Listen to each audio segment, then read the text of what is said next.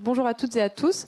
C'est le moment de notre échange ayant pour thème inégalité climatique, quelles solutions pour les pays les plus vulnérables. Avec le réchauffement climatique, on constate que les catastrophes naturelles augmentent en fréquence et en intensité. Les pays les plus touchés sont ceux qui ont le moins contribué à cette catastrophe écologique. Les pays occidentaux, qui historiquement sont plus émetteurs de gaz à effet de serre, ont une grande responsabilité dans cette injustice. Nous nous poserons plusieurs questions cet après-midi pour en échanger. Peut-on imaginer que des pays émetteurs prennent leur part légitime au développement de solutions adaptées à ces territoires touchés et à leur population? Que peut-on apprendre de pays qui ont encore l'habitude de vivre avec la nature? Quels exemples d'actions inspirantes? Nous en discuterons avec nos 4 intervenants que je laisserai se présenter.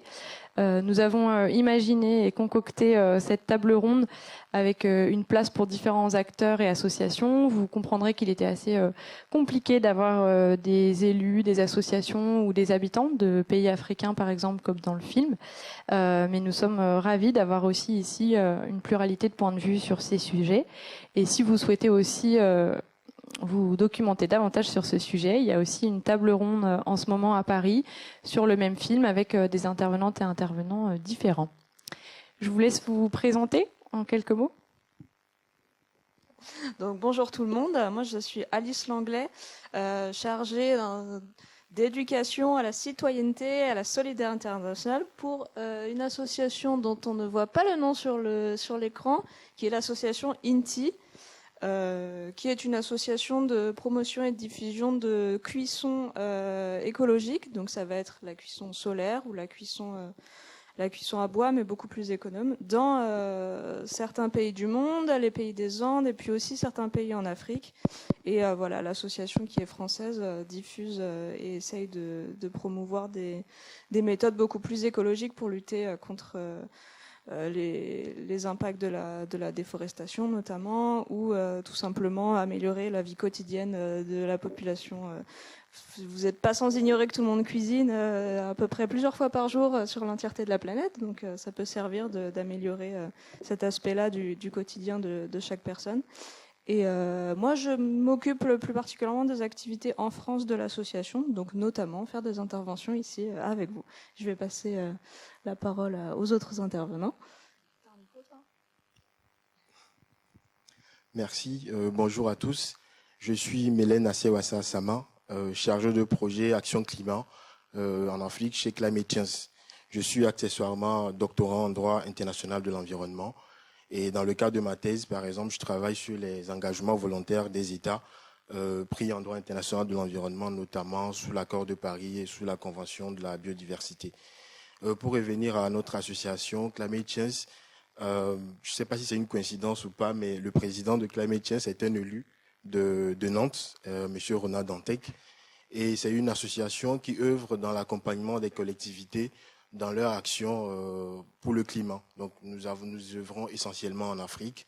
Nous accompagnons les collectivités et les autres acteurs locaux dans leurs actions en faveur du climat, dans leurs recherches de financement et dans plusieurs autres activités. Mais nous œuvrons aussi un peu partout dans le monde et même ici en France. D'ailleurs, en mars dernier, il y a eu un sommet de Climate Change qui a eu lieu à Nantes, le sommet Europe de Climate Change. Et enfin, nous avons aussi un observatoire mondial qui produit des analyses, qui produit des réflexions autour de toutes ces questions-là relatives au changement climatique.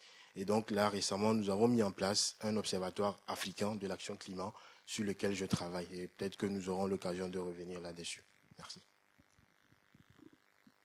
Bonjour à tous, donc je suis Alice Thauvin. Je travaille pour une entreprise qui s'appelle le Groupe 8. Donc c'est une entreprise qui est basée à Nantes, mais tous nos projets sont dans des pays dits du Sud.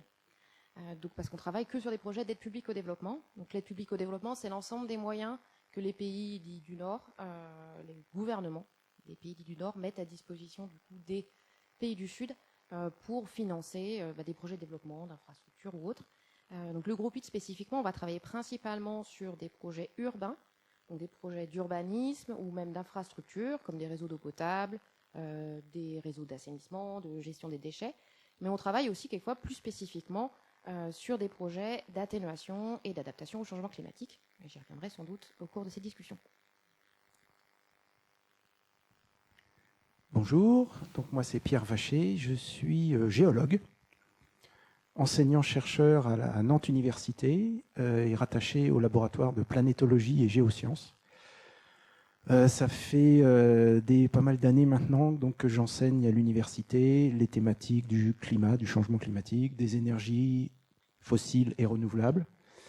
Et puis depuis 2 ans, je fais partie du GIEC Pays de la Loire. On aura peut-être l'occasion d'en reparler plus tard.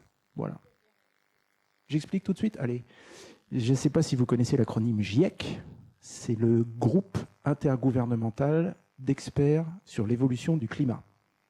Donc c'est un organisme mondial qui regroupe 2 à 3 000 chercheurs du monde entier. Et le but de cet organisme, c'est de publier des rapports assez régulièrement dans lesquels est fait l'état de nos connaissances sur le climat. Quelles sont les bases scientifiques de ce changement climatique, comment atténuer ce changement climatique et comment s'y adapter. En général, chaque fois qu'il y a un rapport qui est écrit par le GIEC, il y a ces 3 aspects-là. Et la région Pays de la Loire a lancé l'idée, il y a 2 ans, de faire un petit GIEC à l'échelle de la région. On est une vingtaine de chercheurs de Nantes, Angers, Le Mans, et on se réunit très régulièrement pour essayer de faire un petit peu la même chose à notre échelle, à l'échelle de la région Pays de la Loire. Et on a un premier rapport qui a été publié juste avant l'été, qui fait un peu l'état des connaissances sur le climat à l'échelle des Pays de la Loire et quels sont les impacts du changement climatique qu'on observe déjà dans notre région et quelles sont les pistes pour essayer d'atténuer le changement climatique à notre échelle et puis de s'y adapter puisqu'il est déjà là et il va falloir qu'on s'y adapte. Voilà. Pour démarrer, une question très courte où je vous demande une réponse très courte. Quelles réactions ou quelles émotions après avoir visionné ce film? Qu'est-ce qu'il vous évoque? Peut-être en 1 ou 2 phrases ou une idée que vous aviez envie de retenir un peu à chaud?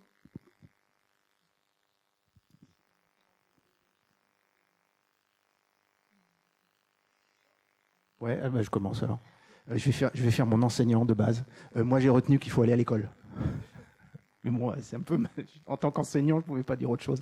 Non, et puis moi, ce que j'ai retenu, c'est low-tech. Ici, en France, on se bat, on débat pendant des années. Est-ce que les éoliennes, c'est bien, c'est pas bien? Chaque fois qu'on essaye d'installer un parc d'éoliennes, il y a beaucoup de débats, il y a des pour, il y a des contre, etc. Parce qu'on fait des éoliennes géantes, gigantesques, avec des rendements qui ont été calculés, etc., qui sont très complexes. Voilà. Là, on a vu des éoliennes low-tech. Voilà, c'est mon émotion du moment. Oui, moi j'évoquerais justement le même aspect. Low-tech, ça parle à tout le monde ou pas? Parce que ça peut aussi ne pas être si explicite que ce que ça en a l'air. Low-tech, c'est tout simplement l'inverse de high-tech, où là je pense que ça devrait vous parler beaucoup plus. Et c'est tout simplement les technologies les plus basses possibles pour arriver à une efficacité qui est quand même la plus optimale. Donc là, dans le cadre de cette éolienne qui a été fabriquée, voire même bricolée avec des objets trouvés dans une décharge, des bouts de matériaux épars ici et là, on peut arriver à obtenir un produit dont l'efficacité est comparable à un autre objet manufacturé et créé par des ingénieurs, puis produit dans une usine neuve, etc. etc. C'est ça un peu le principe des low-tech. Et le film illustre très bien l'intérêt et toute la diversité de ce type de démarche. Alors, moi, je vais aller sous un autre angle. Moi, je retiens inclusion, parce que ce film permet de montrer que finalement, lorsqu'il y a une question telle que les changements climatiques, c'est toutes les couches qui sont impliquées. La jeunesse est impliquée. Je retiens aussi résilience, parce que finalement, la jeunesse peut apporter des solutions résilientes. Et la femme aussi peut apporter des solutions résilientes. Et c'est en ce sens que c'est important, parce que finalement, on se rend compte que lorsqu'il s'agit de lutter contre le réchauffement climatique, toutes les couches comptent et toutes les voix comptent.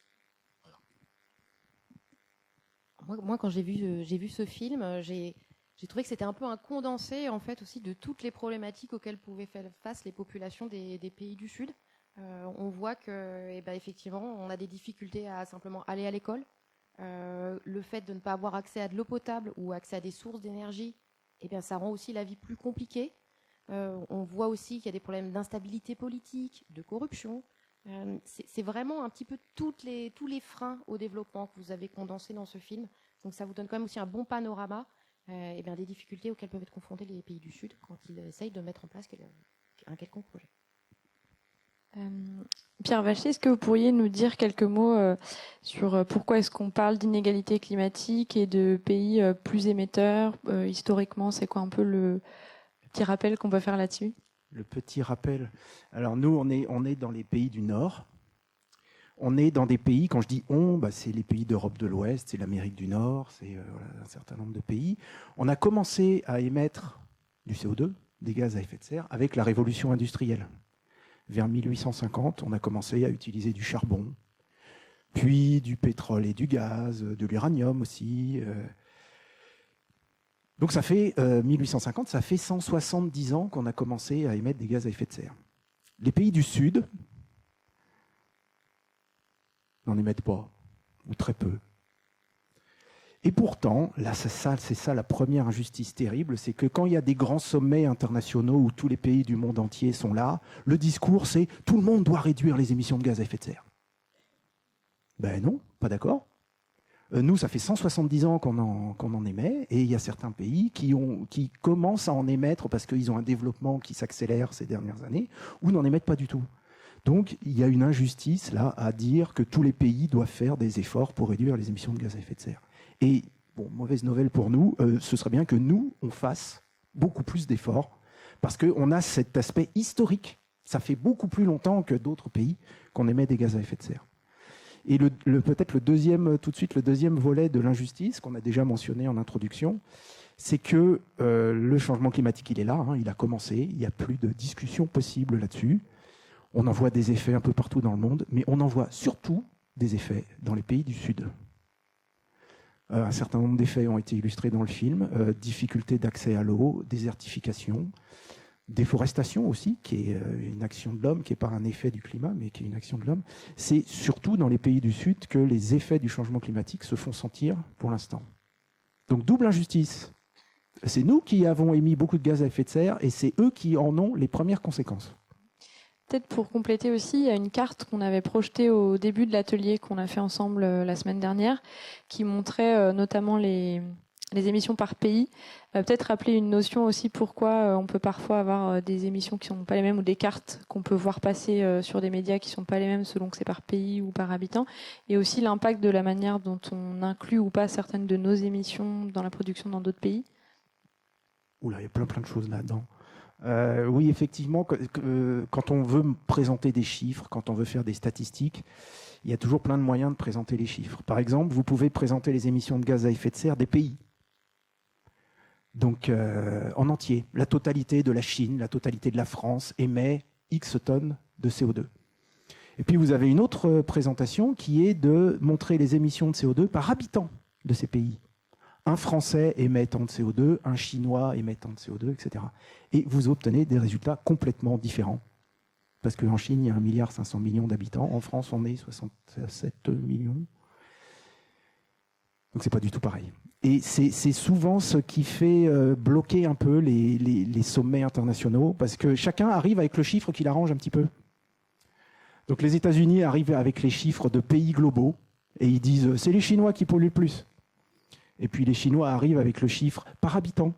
Et là, ils disent non, c'est les Américains qui polluent le plus. Et chacun dit à l'autre de faire les premiers efforts, et ça n'avance pas très très vite. Et puis l'autre aspect qui était évoqué, oui, c'est la plupart des appareils high-tech qu'on est en train d'utiliser ici ont été fabriqués en Chine. Les émissions de CO2 qui sont liées à la fabrication de ce micro, de ce spot, de cet ordinateur, à qui je les compte ? Je peux les compter à la Chine, en disant c'est là-bas que l'objet a été fabriqué, ou je peux me le compter à moi, parce que c'est moi qui suis en train d'utiliser cet objet. Il faut décider, et chacun a envie de décider d'une manière différente, suivant de quel côté il est. Donc ça complique beaucoup les statistiques d'émissions de gaz à effet de serre et la responsabilité de celui de la personne à qui on va allouer les émissions de gaz à effet de serre. Le film le montre assez bien en termes d'impact du changement climatique et on l'a vu aussi dans les ateliers qu'on a menés. Peut-être revenir sur un ou deux exemples des impacts que vous rencontrez dans les projets ou dans vos missions dans des pays. Voilà, l'un ou l'autre. Moi, je travaille énormément en Asie du Sud-Est. Donc c'est là où je vais plus pouvoir vous parler d'exemples très concrets. Donc là, au cours des 10 dernières années, très clairement en Asie du Sud-Est, on observe un changement du régime de mousson. Alors la mousson, on en parle un peu dans ce film, hein, c'est la saison des pluies. La mousson, on peut aussi appeler la saison sèche comme ça. Mais bon, bref, il y a une saison sèche, une saison des pluies. Et la mousson asiatique, eh bien, en fait, elle se décale. La saison sèche est de plus en plus longue. La saison humide, elle est plus courte, mais surtout moins stable. Donc, c'est avec des pluies qui vont être plus éparses, mais plus violentes. Et ça complique beaucoup en fait la vie des populations locales parce que ça doit changer leur manière de faire de l'agriculture. Moi, je travaille dans des zones où je vais avoir 80% de la population qui vit de l'agriculture. Donc, le fait que leur récolte elle soit perturbée, ça impacte très très fortement leur vie. Donc ça, c'est un exemple qu'on a pu voir. On travaille aussi beaucoup sur le delta du Mékong. Donc le Mékong, c'est un grand fleuve qui prend sa source en Chine, qui traverse le Laos, le Cambodge, et puis le delta, c'est donc au Vietnam. Alors c'est une zone qui est très basse, une altitude très très basse. C'est généralement, je crois, autour d'1 mètre au-dessus du niveau de la mer. Sauf qu'effectivement, avec la montée du niveau de la mer due au changement climatique, les eaux du delta, elles deviennent de plus en plus salées. Et là, ça pose aussi un gros souci, puisque c'est une zone où on pratique beaucoup de la riziculture. Le riz, ça n'aime pas l'eau salée. Ça ne fonctionne pas très bien. C'est quand même une région qui produit énormément et qui exporte beaucoup. Hein. C'est vraiment le grenier à riz de l'Asie du Sud-Est. Alors, il n'y a pas que le changement climatique qui est à l'œuvre sur ce problème de salinisation des eaux. On a aussi une surexploitation des ressources des eaux souterraines, par exemple. Donc, il n'y a pas que le changement climatique qui est à l'œuvre, mais c'est une partie des raisons. On travaille aussi beaucoup sur les Philippines, où moi je peux vous donner des exemples effectivement de villes qui ont été ravagées par des cyclones. Donc c'est des événements climatiques extrêmes qui avaient lieu déjà avant, mais qui aujourd'hui ont lieu avec une fréquence qui est plus élevée et avec une intensité plus forte. Comme ça, il y a une ville aux Philippines sur laquelle on travaille où il y a 40% de la ville en 2013, 40% de la population de la ville a dû être déplacée de manière permanente. Donc c'est quand même des impacts qui sont très très forts sur la vie des populations. On en a parlé aussi un peu la semaine dernière, c'est aussi des événements qui sont vécus déjà en France et ici dans la région Pays de la Loire. Peut-être Pierre qu'on compléter en 2 mots et on fait cette petite parenthèse région Pays de la Loire. Est-ce qu'il y a déjà des éléments que vous avez mis en avant dans le rapport du GIEC Pays de la Loire ou voilà, un petit parallèle rapide pour nous faire un point aussi sur la situation ici? Alors, il y a des éléments en particulier sur le littoral, qui est de plus en plus soumis à une érosion intense. Le trait de côte recule sur la plupart des zones de la région Pays de la Loire, avec des événements de submersion marine qui ont l'air d'être de plus en plus fréquents. Un effet sur l'estuaire de la Loire, qui devient très très problématique. On en a parlé il y a quelques semaines. Je ne sais pas si vous avez vu ça. Alors là, je sors un peu du rapport du GIEC, mais c'est vraiment l'actualité d'il y a quelques semaines. C'était fin septembre, je crois. Je ne sais pas si vous savez d'où vient l'eau que vous buvez. Ça vient d'une station qui pompe l'eau de la Loire à Thoiré. Et il s'est passé une conjonction d'événements un petit peu inquiétante fin septembre. Vous savez qu'on a vécu un été très très sec, hein, on est en période de sécheresse, le niveau de la Loire est très très bas, et il y avait une très grande marée à ce moment-là. Et l'onde de marée, la marée remonte largement jusqu'à Thoiré, même plus loin. Et on s'est rendu compte que la station d'épuration était un peu à la limite de ce qu'elle était capable de traiter comme eau de la Loire, qui est assez chargée en particules. Hein. L'eau de la Loire, vous la voyez, elle est assez marron, elle est turbide, pour utiliser le terme précis. Et là, elle devenait salée, parce que l'eau descendant de la Loire avait un niveau très bas, le niveau de la mer était très haut. On n'est pas passé loin de problèmes d'alimentation en eau potable sur toute la métropole de Nantes.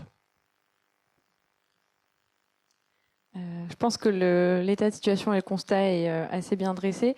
Je me tourne vers vous, Mélène, peut-être deux questions, puis vous y répondez dans l'ordre que vous souhaitez.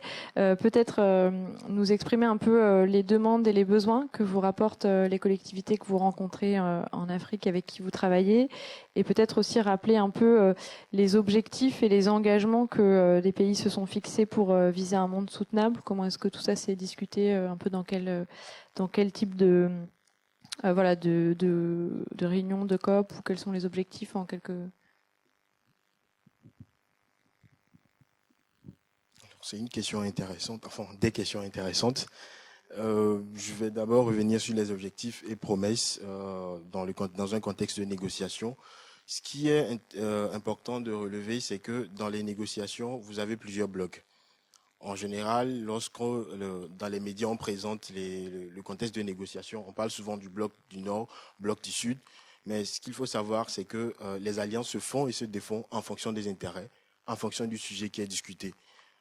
Pour illustrer ça un peu dans un langage plus actuel, c'est un peu comme sur les réseaux sociaux, on se follow, on s'en follow, c'est tout à fait pareil. Et donc, en général, vous avez les pays dits du Sud, essentiellement les pays africains et quelques pays d'Asie, qui ont une position assez centrée, surtout sur l'adaptation en général, sur les questions de financement. Et d'un autre côté, vous avez les pays du Nord, donc qui souvent sont beaucoup plus centrés sur les promesses d'atténuation. Alors, aujourd'hui, l'objectif qui est connu de tous, qui est issu de la COP 21, c'est de faire en sorte que le réchauffement climatique soit en deçà des 2 degrés Celsius. Et pour cela, il y a des promesses de transition écologique, il y a des promesses de neutralité carbone qui sont chaque année émises et même parfois modifiées, revues à la baisse ou à la hausse en fonction de la situation du moment. Mais ce que moi je retiens essentiellement lorsqu'on se place sous l'angle des pays africains, c'est qu'il y a 2 promesses essentielles. La première, c'est une promesse de financement qui a été rappelée l'année passée à la COP26, donc une enveloppe de 100 milliards de dollars, je pense, 100 milliards de dollars à destination des pays du Sud pour les aider justement dans leur combat contre le réchauffement climatique. Et ensuite, une promesse de transfert de technologie. Alors, quand on parle de transfert de technologie, c'est simple.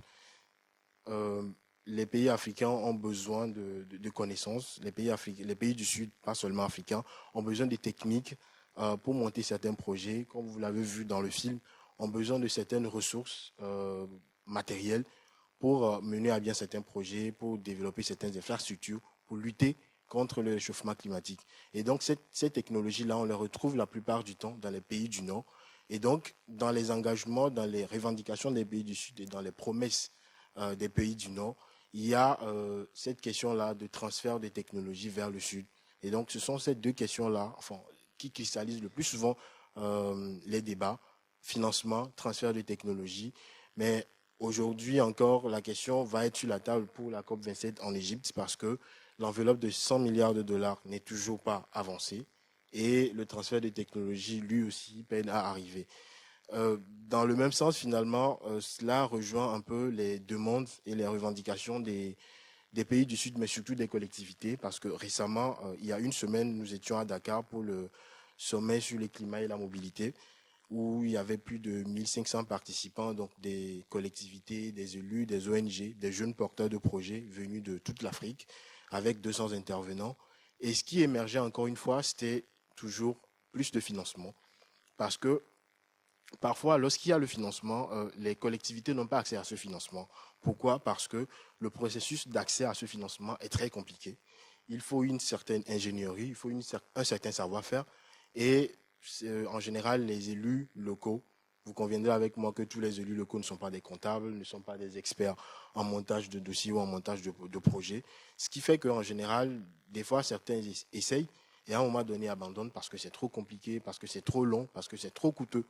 Et donc, il y a cette revendication-là de faciliter l'accès au financement.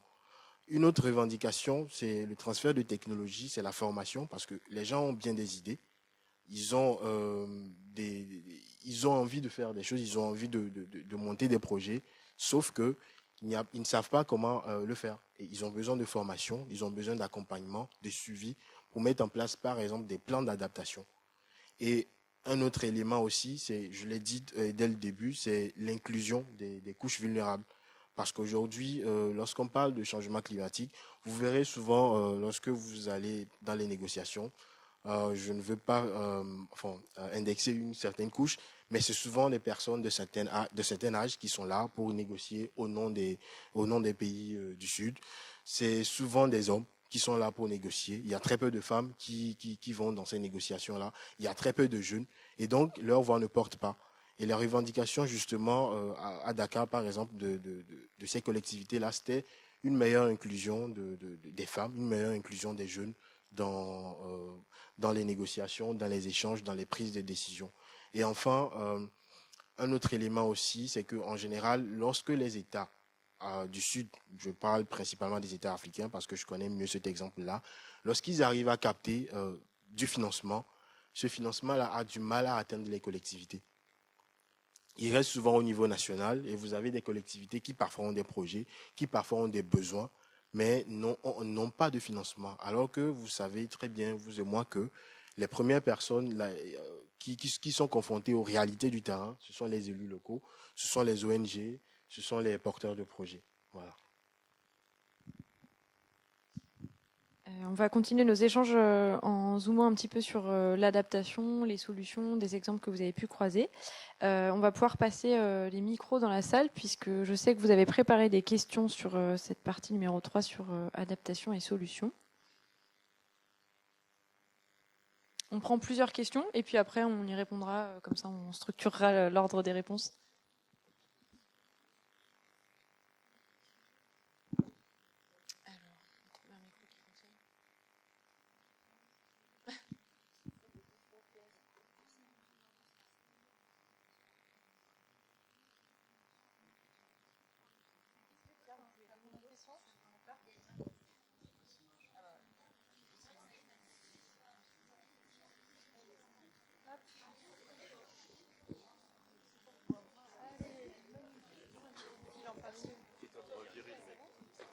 C'est allumé, vas-y, tu peux parler.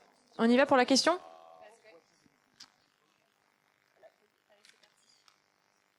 Donc,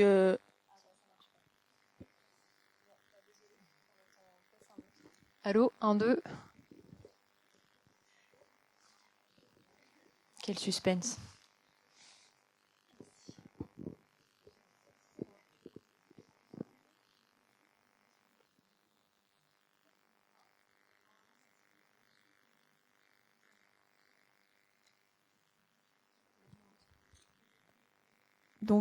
Donc, pour commencer, il faudrait qu'on sache sur une question très importante vue dans le film, qui sont quelles sont les solutions pour éviter la sécheresse et améliorer la santé des sols. Donc, pour répondre à cette question, on a vu dans le film que les inondations rendaient la terre très aride et très sèche ensuite, et donc empêchaient les cultures de pousser. Et donc, pour cela, ils ont parlé des forêts qui permettaient de couper les inondations et de réguler le niveau d'eau dans les sols. Ensuite, on a vu, grâce à l'éolienne que l'enfant a fabriquée, que cela permettait d'améliorer la santé des sols, car ils étaient toujours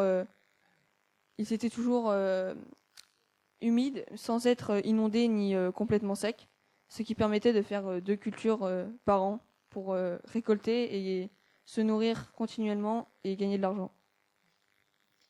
Est-ce qu'il y a une autre question ? Peut-être la classe aussi, les autres classes ont préparé des questions. Elle en est où, la muraille verte ? Est-ce qu'il y a une autre question ?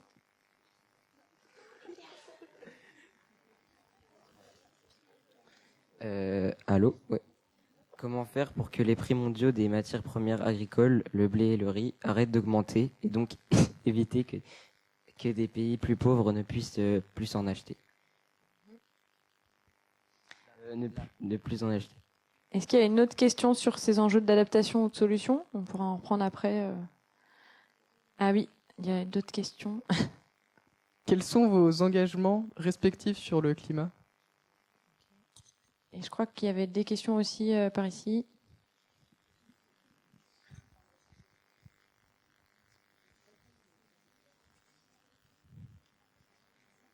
Répondre à la question.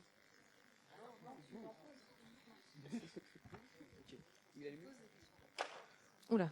Pourquoi les, C'est bon.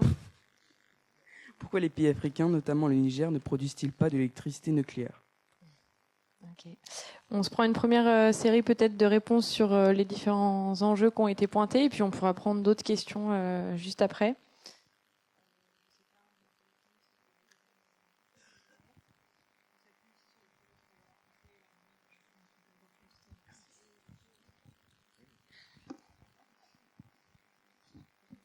Moi, je peux commencer. Alors, je vais directement aller sur la question des engagements respectifs. Actuellement, comme je me suis présenté, je suis engagé au sein d'une association internationale, Climate Change.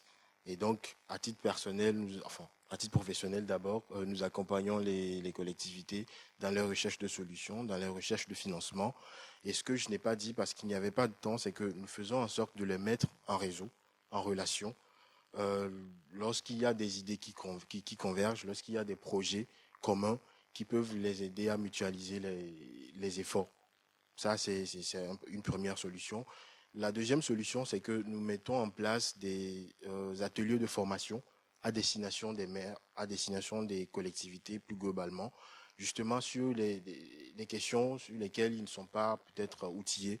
Donc le montage de dossiers, comme je l'ai évoqué tantôt. Donc nous recensons ces besoins-là et après nous donnons des ateliers de formation. Le dernier que nous avons donné, c'était au Kenya, en mai dernier, à destination des maires de l'Afrique de l'Est.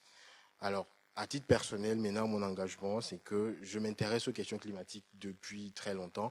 Et dans mon parcours académique, je suppose que cela s'en ressent. Et mon sujet de thèse, justement, essaie de trouver une solution à une question qui cristallise l'actualité, les débats depuis très longtemps, les engagements des États, parce que vous entendrez peut-être des gens vous dire que ces engagements ne sont pas contraignants. Ailleurs, on vous dira que ces engagements sont contraignants et des fois, on se dit finalement, mais de quoi on parle? Est-ce qu'ils sont contraignants ou pas? Et donc, une partie de ma thèse est de prouver ou de montrer si ces engagements-là sont contraignants ou pas. Et ensuite, une autre partie de ma thèse est de montrer comment utiliser des mécanismes juridiques, tout simplement, comment utiliser le droit pour amener les États à respecter ces engagements qu'ils ont pris. Alors, c'est pas tout à fait facile, je l'admets. C'est un peu utopique parfois, je l'admets aussi, mais c'est un pan de mon engagement à titre personnel. Et pour revenir sur la question du nucléaire et du Niger, alors c'est une question épineuse et on a l'impression de marcher sur des œufs. Alors, je vais faire une petite précision. Là, sur cette question, je ne m'exprime pas en tant que chargé de projet de Climate Change. C'est un avis personnel que j'émets en tant qu'Africain, en tant que ressortissant de pays du Sud. Entre nous jeunes, nous en discutons très souvent. Nous nous demandons, mais pourquoi nos pays africains ne font pas cela? Moi, je viens de l'Afrique de l'Ouest et le Niger également se trouve en Afrique de l'Ouest. Nous sommes dans une zone économique communautaire, deux zones, le MOA et la CEDEAO, qui ressemblent un peu à l'Union européenne. Donc, il y a des moyens de faire en sorte que ces États-là se mettent ensemble pour produire l'énergie nucléaire. Mais à titre personnel, je pense que c'est d'abord une question de vision politique. Et jusque-là, sur cette question, en tout cas, de mon analyse, la vision politique est assez défaillante. Parce qu'il n'y a pas que le nucléaire, hein, il y a l'énergie solaire. En Afrique, vous avez beaucoup de soleil. Je vous invite à faire un tour peut-être au mois de mars, avril ou mai. Je vous assure que vous allez bronzer en 3 heures. Et il y a beaucoup de soleil en Afrique, mais vous allez vous rendre compte, si vous êtes sur place, qu'il y a très peu de packs d'énergie photovoltaïque, alors que justement, on a du soleil à revendre. Et donc, c'est d'abord une question de volonté politique. Ensuite, une question de financement, parce que ce sont des infrastructures qui demandent beaucoup de moyens, et énormément de moyens. Et jusque-là, les pays africains, je pense, se disent qu'ils n'ont pas encore assez de sous pour faire face à un tel projet. Et ça revient encore une fois à une question de volonté politique, à mon sens. Voilà. Ouais, compléter sur ce sujet. Moi, j'ai une vision de français sur le sujet et de géologue français. Je ne sais pas si vous saviez, mais jusqu'en 2002, il y avait une mine d'uranium tout près d'ici, à Gorges. Précisez peut-être pourquoi vous faites mention de l'uranium. Alors l'uranium, si tout le monde voit le lien avec les centrales nucléaires, l'uranium, c'est l'élément naturel qui se trouve dans certaines roches qu'on utilise pour alimenter les centrales nucléaires et pour qu'elles puissent produire de l'électricité. Il y a une phase intermédiaire entre le caillou qui contient de l'uranium et ce qu'on met dans la centrale nucléaire, c'est ce qu'on appelle la phase d'enrichissement. Il faut enrichir le minerai en uranium pour qu'il devienne exploitable dans une centrale nucléaire. Jusqu'en 2002, on exploitait de l'uranium en France. Et puis on a arrêté parce que c'était plus rentable.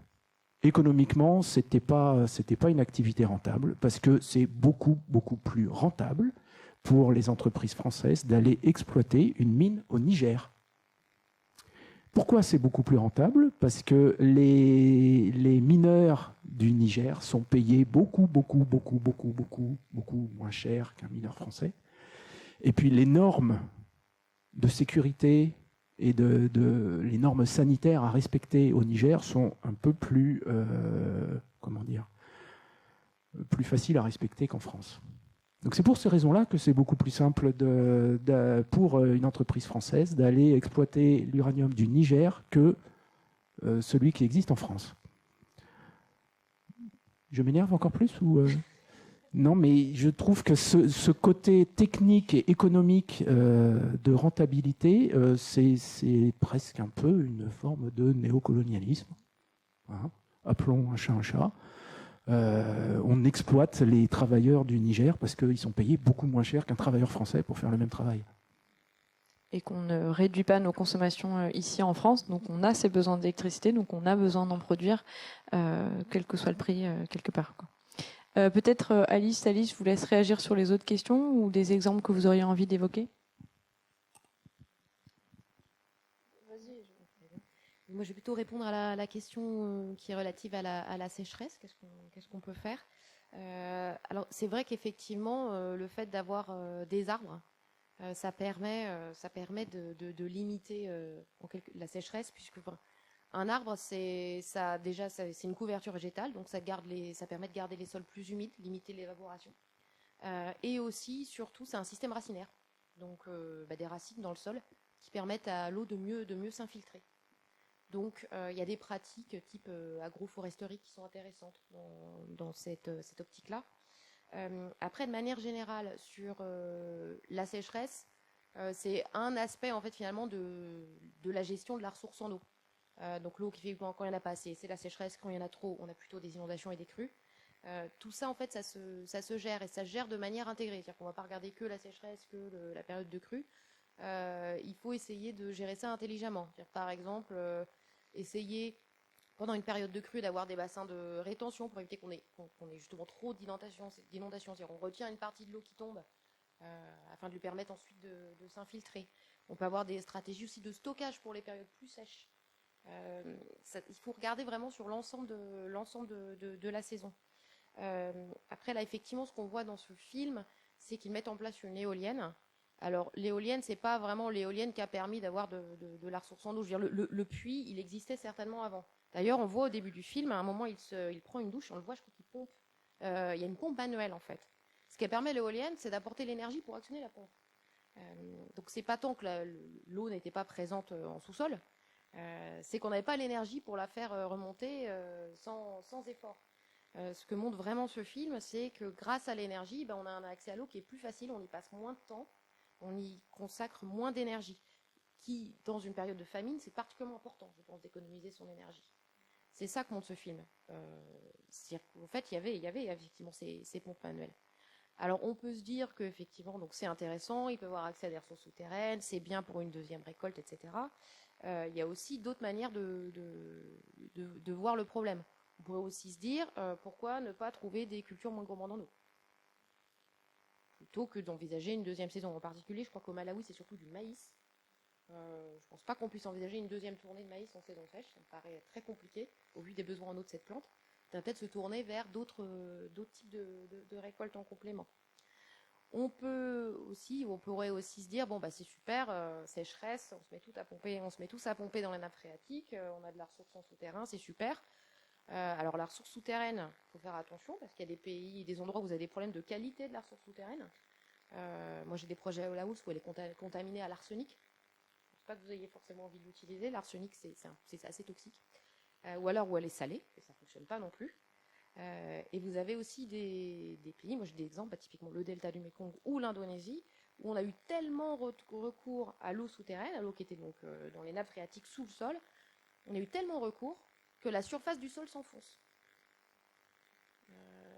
On a des villes comme ça en Indonésie où en 10 ans, ils ont perdu 7 mètres. L'Indonésie, c'est un ensemble d'îles. Je vous laisse imaginer ce qui se passe à chaque marée haute. C'est inondé à chaque marée, toutes les zones côtières. Donc attention, ce que je veux vous dire, c'est qu'il n'y a pas de solution miracle. Là, effectivement, l'éolienne s'était adaptée parce qu'il y avait une ressource qui était sûrement déjà utilisée. Et donc ça a permis effectivement de gagner du temps pour la population. Mais il n'y a pas de solution miracle. Il faut regarder ce qui est le plus adapté à chaque contexte. Et moi, je vais répondre à une autre question qui a été posée dans la salle, qui était qu'est-ce qu'on fait, nous, en tant que structure, pour lutter contre le changement, le réchauffement climatique. Et je vais répondre par une autre question, c'est pourquoi on a besoin de lutter, nous, en tant qu'association, ONG, etc., etc. Est-ce que ce ne serait pas une manière de se dédouaner en tant que pays du Nord global, en envoyant des ONG, en faisant des dons à des associations pour qu'elles aillent lutter gentiment dans les pays qui en ont les premières conséquences? Ça peut être assez pernicieux comme manière de fonctionner. Donc en réalité, la lutte contre le changement climatique, elle doit être effectuée par tout le monde, à toutes les échelles, à tous les niveaux de la population mondiale et sur tous les pays et sur tous les terrains. Nous, en tant qu'association, on n'a pas de solution miracle, comme Alice vient de le dire. Personne ne peut avoir la solution miracle qui va fonctionner pour toutes les situations, à tous les moments, à tous les endroits, etc., etc. Donc ce qui peut être éventuellement fait par des ONG, par des associations, c'est de lutter à des micro-échelles sur des éléments qui sont spécifiques. Nous, dans notre association, c'est ce qu'on fait. On ne peut pas lutter en intégralité contre toutes les conséquences de tout le réchauffement climatique sur tous les pays de la planète à tous les moments. Donc on se concentre sur des éléments très concrets qui vont tout simplement permettre pas juste de lutter contre le changement climatique, mais en fait d'essayer de permettre aux populations locales de s'adapter aux conséquences du réchauffement climatique. Et ça, c'est des choses qui peuvent paraître anecdotiques pour nous ici en France, mais qui vont avoir des conséquences très concrètes sur la vie quotidienne de dizaines et de dizaines de familles dans d'autres zones géographiques où, pour le coup, il n'y a pas d'autre solution que d'aller passer des heures dans la journée à récolter des petits morceaux de bois pour essayer de faire du feu, pour faire à manger. Parce que les grains de maïs que vous avez vus dans le film, on ne peut pas les manger s'ils ne sont pas préparés. Si c'est la seule nourriture qui est accessible à tout un tas de populations dans le monde et que cette nourriture, on n'a pas d'eau ou qu'on n'a pas d'énergie pour la cuisiner, comment est-ce qu'on la mange? On va essayer de la croquer comme ça, les grains tels des poux, où nous, notre système digestif n'est pas fait pour consommer la nourriture de cette manière-là. Donc il faut trouver et avoir la possibilité d'apporter des solutions qui sont parfois très concrètes, même si c'est à des échelles qui sont très réduites. Simplement aller aider quelques familles dans quelques villages, c'est déjà un énorme pas pour ces quelques familles dans ces quelques villages. Et je pense qu'il y a une question tu me poses. Je veux pas avancer sur. Après je peux le faire maintenant. Hein, mais... parce que je sais pas si c'est concret pour tout le monde la cuisson solaire. Oui. Sur du coup, pour parler plus précisément de ce qu'on fait, vous n'êtes pas sans ignorer, je pense, que le soleil et donc l'énergie solaire, c'est l'énergie qui est la plus facilement disponible sur toute la Terre, puisque la Terre tourne autour du soleil. Tout le monde y a accès à un moment ou à un autre de la journée et de l'année. Il y a des zones géographiques où la quantité de soleil par jour et dans l'année est beaucoup plus intéressante que dans d'autres endroits. Et le soleil, la magie du soleil, entre guillemets, c'est que si on arrive à en concentrer les rayons, avec par exemple des miroirs, on peut produire une chaleur qui est largement suffisante pour allumer du feu, pour cuire des choses, pour faire bouillir de l'eau. On peut atteindre 3, 4, 500, 600 degrés. Plus on augmente l'amplitude des miroirs pour réfléchir le soleil, plus on va pouvoir augmenter en température. Et le principe d'un four solaire, c'est très simple, c'est une boîte avec des miroirs qui vont venir orienter les rayons du soleil sur un point précis à l'intérieur de la boîte, donc une marmite. Et cette marmite va contenir des aliments et qui vont tout simplement cuire. Et ça a le mérite d'utiliser une énergie qui est disponible dans certains pays. Nous, si on travaille dans les Andes avec des fours solaires, c'est pas un hasard. Je ne sais pas si vous avez déjà vu des images des hauts plateaux dans les Andes à plus de 3000 mètres d'altitude. Si vous vous souvenez bien de vos cours de géo, à cette altitude, il n'y a quasiment pas d'arbres qui poussent. Il n'y a que des petits buissons. Et il n'y a pas non plus beaucoup de nuages. Donc, il y a un très fort ensoleillement. Donc, c'est tout à fait adapté pour utiliser des fours solaires. Et c'est disponible plus de 300 jours dans l'année. C'est gratuit. Ça n'émet pas de gaz à effet de serre ou autres polluants, de déchets divers, etc. Donc c'est quand même tout bénef. Donc autant en bénéficier. Il y a d'autres endroits où on travaille, nous en tant qu'association, où pour le coup, la cuisson solaire va être moins adaptée. Et Mélène parlait tout à l'heure des pays d'Afrique. Nous, on travaille aussi en Afrique, justement en Afrique de l'Ouest et aussi au Maroc. Et en fait, c'est des endroits où il peut y avoir beaucoup de soleil, mais pas forcément sur une période très longue dans l'année, où alors le soleil va être un peu voilé par des poussières ou par des voiles nuageux, etc., ce qui rend l'énergie solaire moins efficace. Et il y a aussi autre chose, c'est très pratico-pratique, mais c'est que les habitudes culinaires sont pas les mêmes en fonction des endroits. Il y a des endroits où on peut mettre des plats dans une marmite, attendre 3 heures, ça cuit, on n'y touche pas, voilà. Il y a aussi d'autres endroits du monde où sur les pratiques culinaires, on va ajouter des ingrédients au fur et à mesure. Et là, c'est pas adapté de mettre une marmite pendant 3 heures dans un four solaire et de pas y toucher. Et c'est le cas en Afrique, par exemple, où tu devrais pouvoir confirmer que sur les cultures culinaires, il y a beaucoup besoin d'ajouter des choses au fur et à mesure, de mélanger, etc. Et aussi, tout simplement, les fours solaires, ils sont en général construits en bois. Et il y a beaucoup plus de filières de travail du métal que de travail du bois en Afrique de l'Ouest. Donc nous, on ne va pas venir avec des fours solaires tout prêts. Tenez, voici, on est les Blancs, on vous apporte des choses et bisous, au revoir. C'est pas comme ça qu'on veut fonctionner. Donc en tant qu'association, on travaille toujours avec des filières locales. Les filières locales qui sont le plus présentes et qui ont les meilleures compétences dans les pays d'Afrique de l'Ouest où on travaille, c'est les filières de travail du métal. Donc eux, ce qu'ils proposent de faire et ce qu'on fait avec eux, c'est des cuiseurs à bois. Vous avez vu un moment dans le film, il y a quelques images où on voit William qui a du bois sur la tête et il revient du coup d'une récolte de bois pour alimenter les feux qui servent à la cuisson. Et du coup, avec des cuiseurs à bois qui sont beaucoup plus optimisés en technologie low-tech, pour réussir à utiliser le moins de bois possible, ça permet entre autres de lutter à échelle de villages et de zones autour des villages contre la déforestation, parce qu'on utilise beaucoup moins de bois. Les personnes en question gagnent aussi beaucoup de temps dans la journée, ça leur permet de faire des économies quand ils doivent acheter le combustible plutôt que d'aller le chercher. Les enfants peuvent aller à l'école puisqu'ils ont du coup le temps pour aller à l'école, etc. Ça entraîne tout un tas de conséquences positives en cascade, mais je ne vais pas non plus monopoliser trop le micro parce que je sens que Léa a l'air d'attendre.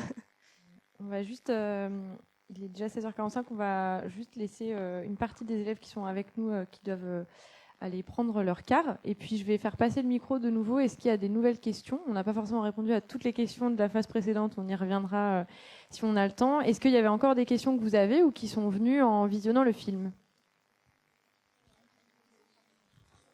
N'hésitez pas à parler bien près dans le micro pour qu'on vous entende bien. C'est bon. Oui. J'ai peur de parler. Oula. Pardon. Quelles sont vos solutions préférées concernant le réchauffement climatique et pour pouvoir notamment régler les problèmes des populations pauvres en Afrique ? Est-ce qu'il y a d'autres questions ? Alors, on ne voit pas bien. Actuellement, on sait que les énergies durables ne répondent pas à tous les besoins des humains, enfin des hommes, du coup, de nous. Du coup, est-ce que ce serait pour vous une bonne raison, ouais, d'arrêter les utilisations d'énergie nucléaire? Est-ce qu'il y a d'autres questions?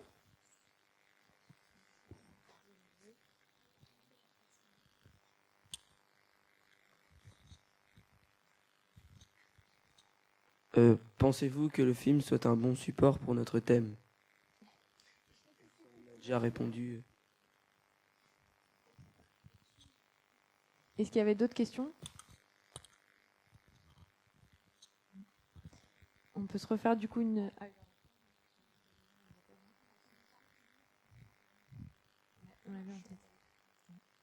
Et ben on peut du coup commencer à répondre si ça vous va. Je vous laisse vous passer le micro entre vous. Je sais pas si... Alors, pour revenir sur la Grande Muraille Verte, il y a plusieurs éléments à prendre en compte. Pour ceux qui ne savent pas ce que c'est un projet qui date des années 2000, qui concerne essentiellement une grande partie de l'Afrique et qui consiste à lutter contre la désertification. Donc, le but, c'est de planter des arbres, un certain nombre d'arbres qui forment une certaine muraille, une forme de ceinture sur toute l'Afrique en général, sur presque tous les pays de l'Afrique du centre, de l'Est, en allant vers l'Ouest. Et donc, c'est un projet qui normalement a commencé à être mis en œuvre depuis 2007. Et donc, le but, c'était de planter des millions et des millions d'arbres qui allaient permettre de faire face à l'avancée de la désertification et plus globalement lutter contre le réchauffement climatique. La question est revenue, je pense, en juillet 2022 à la COP sur la désertification à Abidjan, parce que justement, ce projet-là, à un moment donné, pataugeait. Il pataugeait pour plusieurs raisons, parce qu'il y a un problème de mise en œuvre. On a rencontré un maire qui vient de Mauritanie, plus précisément de Nouakchott, qui expliquait que dans sa commune, il y avait des centaines et des centaines d'arbres qui avaient été plantés, mais il n'y avait pas eu de suivi. Ce qui fait que plusieurs arbres avaient été détruits alors qu'on a investi des centaines de milliers d'euros dans ce projet-là. Ailleurs, les populations locales n'ont pas été concertées dans la mise en œuvre de ce projet-là. Alors que pour planter des arbres, vous avez besoin de terre. Et en Afrique, ces terres-là appartiennent à des communautés, appartiennent à des propriétaires. Et en général, si vous n'êtes pas concerté, si on ne vous demande pas votre autorisation et qu'on vient planter des arbres sur vos terrains, il y a un conflit et certaines populations locales avaient été opposées au projet parce qu'elles n'avaient pas bien compris l'importance. Et donc, il y a encore cette question-là qui se pose et c'est revenu sur la table récemment. Je pense que ça sera encore sur la table à la COP27 parce que de plus en plus, les acteurs sont en train de militer pour que le projet de Grande Muraille Verte soit plus connecté à la Convention sur les changements climatiques, soit plus connecté aussi à la Convention sur la biodiversité. Parce que c'est trois thématiques qui sont liées. Et aujourd'hui, on ne peut pas concevoir le réchauffement climatique sans penser à la biodiversité. On ne peut pas penser à la biodiversité sans penser au réchauffement et à la désertification. Donc, c'est trois sujets qui sont liés. Et si vous voulez, pour aller un peu plus loin sur la question, aujourd'hui, il y a des acteurs, des négociateurs qui militent pour qu'on fusionne les secrétariats de ces trois conventions-là en un seul secrétariat pour plus d'efficacité. Donc aujourd'hui, la Grande Muraille Verte, c'est un projet qui est revenu sur la table. Il y a encore des blocages au niveau financier, au niveau de la coordination. Et on espère que voilà, ça pourra avancer plus tranquillement. Et sur la question des solutions préférées, alors c'est une question très intéressante, j'ai envie de dire très vicieuse, parce que je ne parlerai pas de solutions préférées pour ma part, je parlerai plutôt de solutions efficaces. Parce qu'on peut avoir des solutions préférées qui ne sont pas efficaces. Alors que ce qu'on cherche aujourd'hui, c'est l'efficacité face aux questions, face à tous les enjeux, face à tous les problèmes qu'on retrouve. Donc pour moi, l'une des solutions les plus efficaces, c'est la mise en réseau des acteurs. C'est faire en sorte que des jeunes lycéens, par exemple, de Nantes, rencontrent des jeunes lycéens de Lomé, la capitale de mon pays, pour échanger sur les divers enjeux, pour voir ensemble ce qu'on peut faire. Et pour moi, c'est ça le plus important, parce qu'à partir du moment où il y a une coopération, il y a une solidarité, il y a des idées qui émergent et on va plus loin. Et en général, on donne souvent l'exemple en Afrique du balai. Il y a un balai africain qui est issu des feuilles de palmier. Et ce sont des brindilles seules. En général, pour ceux qui ont fait l'enfance en Afrique, seule la brindille, on l'utilise pour vous fouetter. Ça fait mal. Mais lorsqu'on les rattache ensemble, ça devient un balai qui permet de nettoyer, qui permet de faire du bien. Et donc, lorsqu'on utilise cette illustration-là, c'est pour dire qu'ensemble, on trouve de meilleures solutions. Ensemble, on fait des choses productives. Et donc, pour moi, l'une des solutions efficaces passe par une coordination, par la mise en réseau de tous les acteurs. Voilà. Alice, Pierre, si vous voulez réagir à l'une ou l'autre des questions.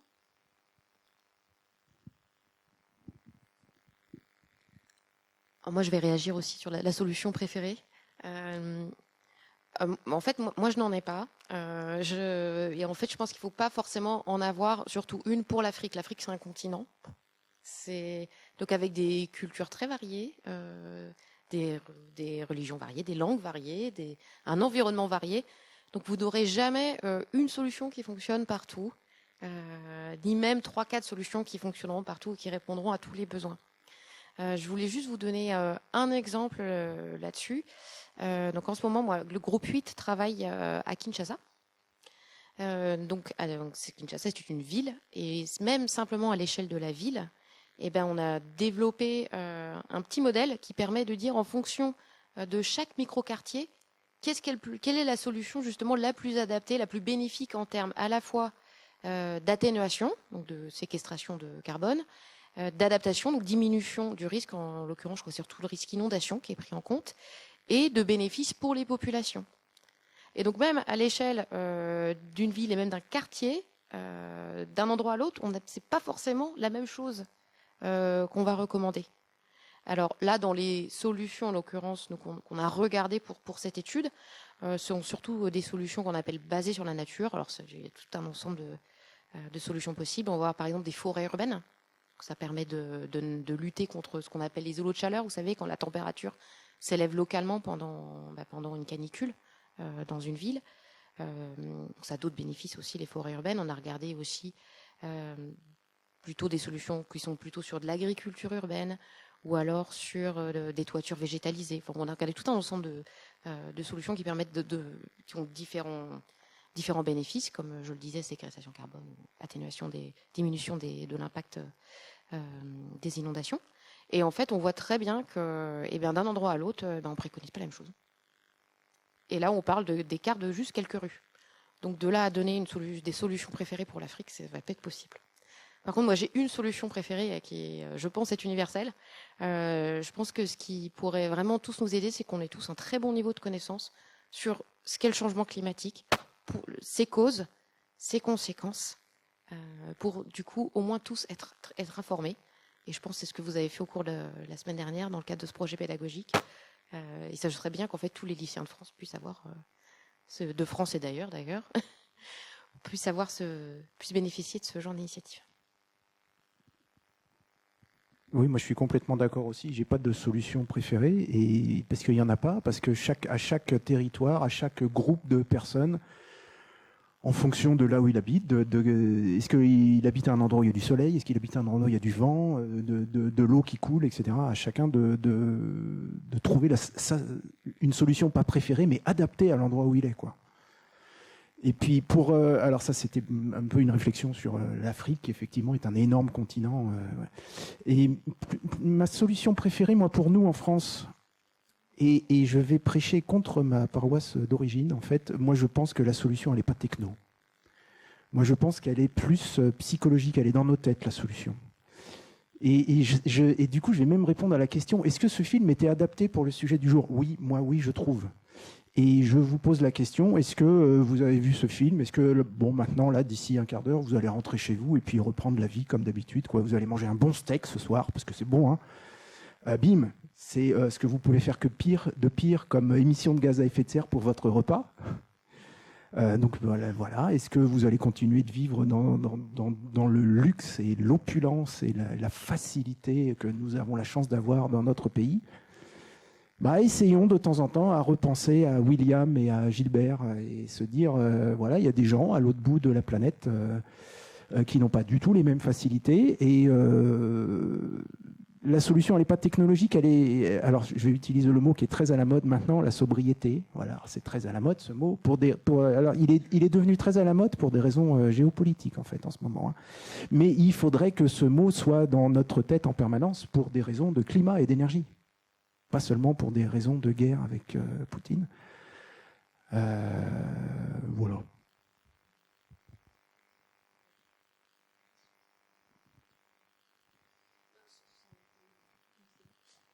Oui, il y avait une question aussi, je ne sais pas si vous en avez encore dans la salle, il y avait des questions qu'on s'était posées dans les séances ou dans les ateliers. Est-ce que vous avez d'autres questions ?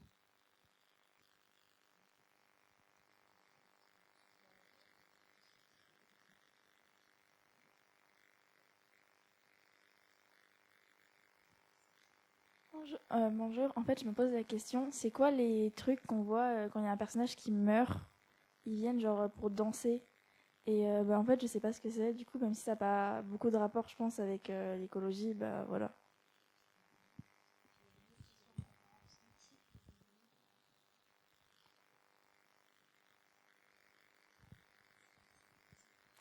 J'ai une question plutôt pour Mélène, parce que vous avez parlé des négociations entre États, des transferts de technologie, une piste à explorer. Et dans le film, on voit que le problème, l'inondation des cultures, c'est à cause de la déforestation. Et la déforestation sert des intérêts privés d'une entreprise de tabac. Du coup, je me demandais, pour vous qui faites du droit, quelle est la place du privé? Parce que ça a l'air d'être un peu le responsable qu'on oublie. Donc, dans un exemple réel, il y a aussi, on peut penser par exemple à Total, projet en Europe de l'Est, en Afrique de l'Est. Du coup, je voudrais savoir votre point de vue sur la responsabilité du privé et ce qu'on me demande dans le secteur privé.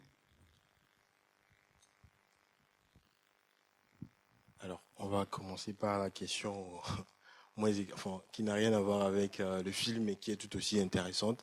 Les personnages qu'on retrouve à chaque fois qu'il y a décès, ça revêt beaucoup plus une dimension spirituelle. Ce sont des masques, en général. En fonction des cultures, je ne vais pas parler au nom de tous les Africains, je parle de ma culture de Lamba, de Togolais. Ce sont des masques qui viennent en général visiter, on les symbolise comme des masques des ancêtres qui viennent visiter le corps et donc accompagner l'âme vers, vers le lieu où toutes les âmes se réunissent justement après leur décès, après avoir quitté le monde physique. Donc c'est une représentation des ancêtres. Donc ces masques-là symbolisent les ancêtres qui sont déjà partis depuis très longtemps et qui viennent accueillir l'âme de celui qui est décédé nouvellement et donc qui a besoin de trouver sa voie pour aller vers ce lieu de repos éternel, tout simplement. Voilà.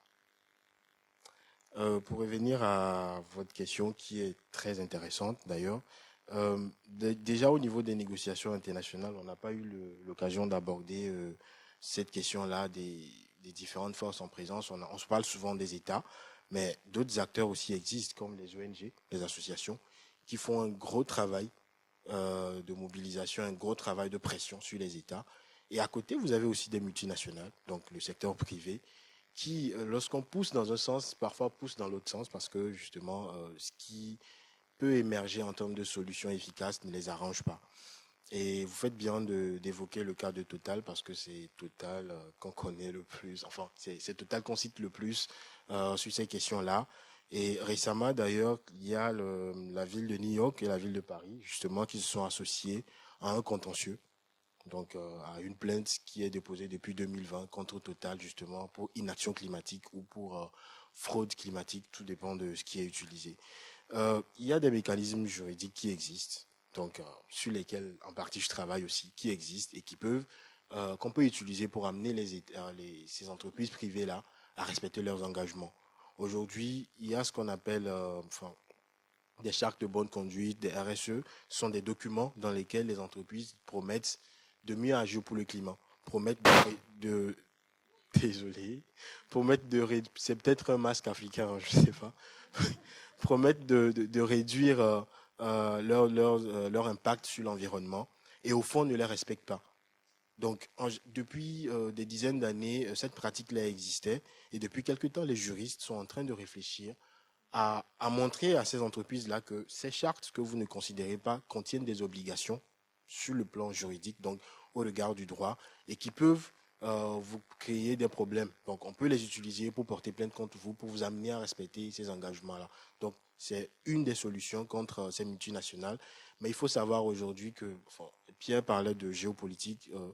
Dans la géopolitique du climat et plus globalement de l'environnement, les multinationales pèsent énormément. On ne les voit pas, on ne les entend pas beaucoup dans les négociations, mais elles pèsent beaucoup en coulisses.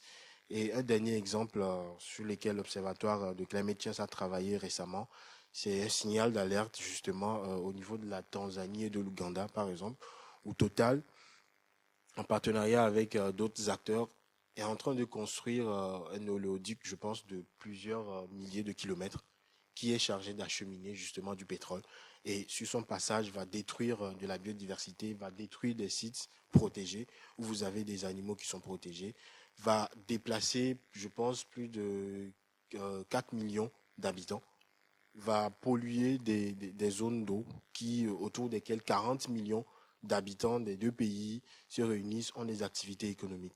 Et donc, aujourd'hui, je profite peut-être de cette occasion-là pour lancer un appel, pas pour que vous deveniez tous des activistes ou des militants écolos, mais c'est l'occasion de vous appeler à vous intéresser beaucoup plus à ces actions-là, parce que plus on est nombreux, plus on se fait entendre, mais plus il y a des résultats. Alors, je ne vais pas citer celle que tout le monde connaît, Greta Thunberg, qui a quand même réussi à se faire entendre. Mais aujourd'hui, à mon sens, un des leviers les plus puissants, c'est la jeunesse. Et je ne vais pas dire que je la représente, je suis en train de vieillir, je suis à cheval entre l'ancienne et la nouvelle génération, mais vous représentez cette jeunesse-là, et demain, déjà aujourd'hui ces questions vous concernent, et demain ces questions-là vous concerneront aussi. Donc, vu que vous en parlez, que vous connaissez très bien la question, j'espère en tout cas que à partir d'ici, je vous verrai sur Facebook ou sur Instagram en tant que militant. Voilà. Est-ce que vous vouliez ajouter autre chose ? Oui, juste sur le rôle du secteur privé. C'est vrai que dans le film, on voit cette entreprise qui cultive du tabac. Il faut savoir que tous les projets de développement privé, à un moment, ils ont été autorisés par les gouvernements nationaux. Donc la vraie question, c'est pourquoi un tel poids finalement du lobbying des multinationales sur les gouvernements nationaux. Bon, ben c'est comme ça, il existe. Et du coup, moi, je trouve que ça souligne aussi l'importance dans les différents pays d'encourager tout ce qui peut être une société civile forte et vraiment d'avoir effectivement que les gens aient des droits d'expression. C'est très important pour justement faire contrepoids. Il y a des pays où c'est pas possible. Tu peux mentionner effectivement des cas où tu peux avoir des activistes, des gens qui se mobilisaient. Il y a des pays où c'est très difficile de se mobiliser. On prend des risques en tant qu'individu si on le fait. Donc voilà, je voulais juste souligner effectivement que ce lobbying des multinationales, il existe, ou du secteur privé globalement auprès des gouvernements nationaux. D'où l'importance aussi dans des actions d'essayer d'encourager au maximum une structuration de la société civile et un contrepoids.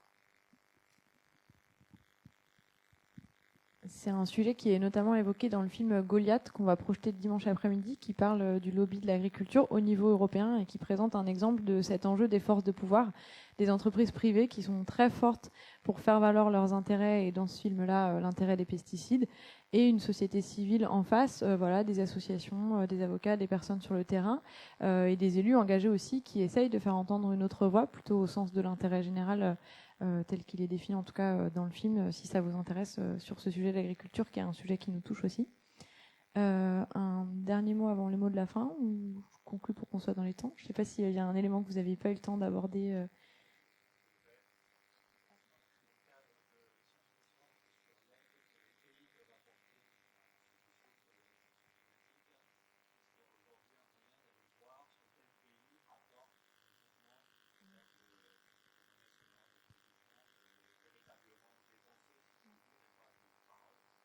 Je répète juste la question pour la vidéo. C'est une question, est-ce qu'on peut trouver à un endroit des informations sur quel pays participe, quel coût, quel argent est vraiment engagé dans des projets dans d'autres pays? Est-ce qu'il y a une traçabilité comme ça qui est possible? Alors, moi, je n'ai pas connaissance de sites, de ressources qui recenseraient l'ensemble des aides. En revanche, bon, la France publie ses données sur les moyens consacrés à l'aide publique au développement français. Ça, vous pouvez le trouver. Ça doit être, peut-être le ministère des Affaires étrangères qui publie ça de manière intégrée. Sinon, sur le site de chaque bailleur de fonds, vous trouverez le montant de leurs engagements. Donc les bailleurs de fonds, ça va être l'Agence française de développement, la Banque mondiale, etc. Ils sont quand même ils donnent effectivement les volumes qui sont engagés. Alors c'est de l'argent qui est soit prêté, soit donné. Mais normalement, ils publient effectivement tous leurs engagements en termes de prêts et derrière, effectivement, les dépenses effectuées. Ça, c'est sur le site des institutions financières, vous le trouverez. Je peux ajouter dans le même sens. Il y a aussi, en ce qui concerne le climat, il y a le site du Fonds vert pour le climat qui a également des informations. Alors, c'est pas assez complet, mais il y a des débuts d'informations justement sur les pays qui financent et sur les sommes qui sont allouées chaque année. Et vous faites bien de mentionner cela, elle a effleuré la question, c'est qu'en général, lorsqu'on entend parler d'aide, les gens on pense généralement à des dons, alors qu'il y a beaucoup de prêts, énormément de prêts, et ça fait partie justement des questions de financement que les collectivités ont relevé. Récemment, on travaillait sur un projet, on étudiait un projet très intéressant au Mali, où il y avait je pense qui est mené par l'IRENA, où il y avait la mise en place de réseaux décentralisés solaires, où on permettait à des communautés rurales vraiment qui n'ont pas accès à l'électricité d'avoir des mécanismes solaires à partir desquels ils avaient de l'électricité pour utiliser justement des pompes à eau pour irriguer leurs champs, pour permettre à des pharmacies de stocker plus de médicaments et donc soigner des gens. Et au début, j'étais très content du projet, je le suis encore, mais ce que j'ai remarqué, c'est que c'était écrit grâce à l'aide, mais quand je me suis intéressé au financement, c'était un prêt. Et en général, c'est bien de prêter de l'argent, mais il faut s'assurer aussi que les communautés, les collectivités, même les États aient les moyens de rembourser ces prêts-là. Et il faut dire les choses telles qu'elles sont. Voilà. Il y a un exemple qu'on avait vu, qu'on avait cité la semaine dernière, je ne sais pas si vous en souvenez, la forêt primaire du Gabon, une forêt qui a une importance cruciale aussi. Et il y a un certain nombre de mécanismes un peu encourageants, ou notamment la Norvège qui s'est engagée à financer un programme pour la préservation et le développement de cette forêt-là. Ça met aussi le doigt sur ces enjeux de solidarité et le fait qu'effectivement, cette forêt, elle préserve toute la planète. Et donc, pourquoi pas un pays comme la Norvège s'engage aussi à aider à la préserver, même si c'est à des milliers de kilomètres. Juste pour terminer sur un mot de la fin, dans le film, on voit que William, il est quand même une personne inspirante. Aujourd'hui, il y a une initiative qui est née à la suite justement de sa vie et de sa création, et notamment une structure Moving Wine Miles, où là-bas au Malawi, ils continuent à construire des éoliennes, à équiper aussi des écoles pour permettre cet accès effectivement et permettre à tous les jeunes d'aller à l'école, au lycée, voire à l'université, et de continuer à monter des projets locaux qui se basent aussi sur cet élan très optimiste et très constructif qui a été celui de son projet initial. Et puis peut-être pour conclure aussi sur cette notion d'engagement et d'action, on a effectivement, comme le soulignait Pierre, tout notre rôle de consommatrice et consommateur, peut-être pour l'une ou pour l'un ou l'autre, arrêter de manger de la viande, arrêter de prendre l'avion. Je pense que cet impact-là, c'est un geste que nous, on peut avoir dans notre vie quotidienne. Celle aussi, pour vous, dans la suite de vos études et de votre choix de carrière, de savoir dans quel métier vous auriez envie de vous engager. C'est le cas là des personnes qui étaient avec nous aujourd'hui qui ont fait ces choix, d'avoir un métier au quotidien qui leur permet d'avoir une action positive. Et puis aussi celle de vous engager sur les projets qu'on a cités, notamment les projets qui sont très discutables en Afrique. Il y a des pétitions que vous pouvez signer si vous vous documentez et que vous avez envie d'avoir aussi ce geste-là, ou un engagement dans des associations et un militantisme qui permettra aussi d'aider pour que dans ces rapports de force, on ait d'autres voix qui se fassent entendre. Je vous remercie beaucoup pour votre présence et vos éléments. Merci à tous pour votre participation et bon après-midi.